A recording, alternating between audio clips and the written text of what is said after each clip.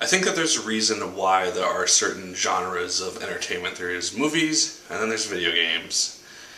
They don't really work that well mixed together most of the time.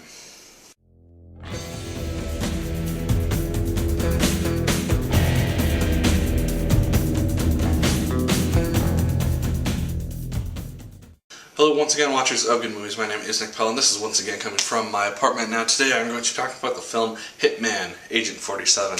This is apparently a sequel to the 2007 Hitman film, which I remember seeing as a kid.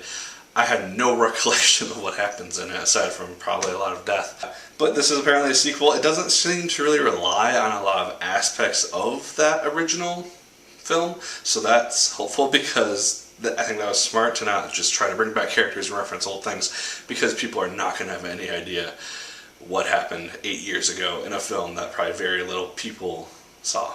Rupert Friend, he is the main star of this film. He is Agent 47, he is bald, and he is taking out people left and right. He is actually really good in this film, I thought. He kind of took on the allure of Agent 47. I haven't really played any of the Hitman games per se, so I don't really know a lot about the character or the universe of Hitman. It seems interesting, but I've just never got my hands on it. But the intro sequence for this film really does seem to kind of capture the essence of the game.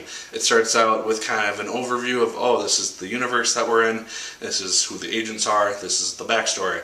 And then we get to see Agent 47 just take out these guys very methodically, and it looks really, really cool, and it got me really into the movie to start out with. And then we're introduced to Hannah Ware from Betrayal. If anyone saw that show that I enjoy, it did do particularly well on TV. She plays this woman named Katya who has some hidden past, and her father was apparently behind the agent program, and so people are trying to hunt her down for mysterious reasons.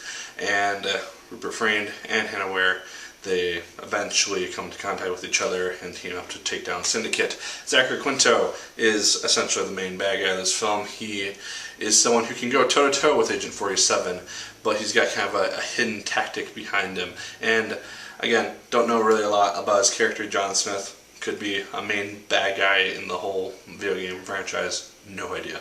But I thought that everyone in this film did fairly well in their roles. I felt who the characters were, I understood them, and they never really seemed to break that character aspect. That said, a lot of the characters aren't really that interesting because they don't really delve into a lot of the backstories. They give kind of flashbacks here or there as to just certain events that pertain to the story, but we don't really get to learn a lot about these characters' histories, aside from just the very basic stuff that we need to know, and that kind of made them just a little bit uninteresting.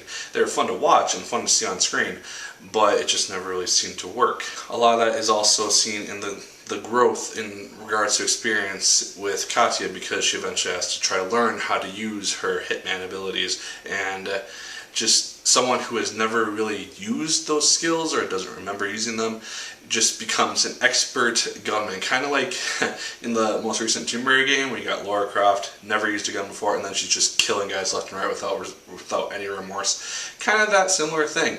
And so it doesn't really fit how fast someone would just learn that type of skill and just non-caring of any human life. But again, it worked. It didn't bug me a ton while I was watching the film. Just kind of thinking back on it, it just didn't really make a lot of sense. The action in this film is actually pretty good. I did enjoy all the action sequences, and there is a fair amount of it.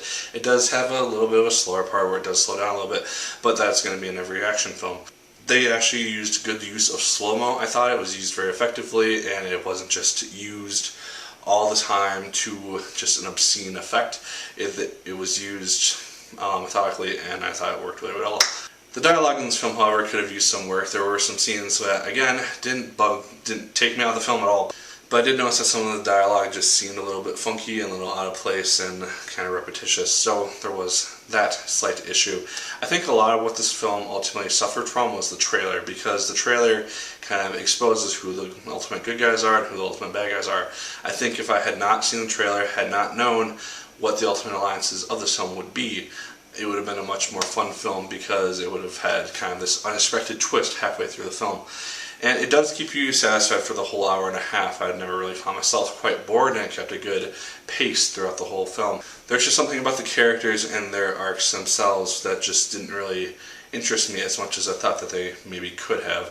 Maybe this will be changed in the sequel. We'll dive more into who these people are, but and it does set up a sequel actually kind of well with who the potential bad guy could be and this new alliance which is formed.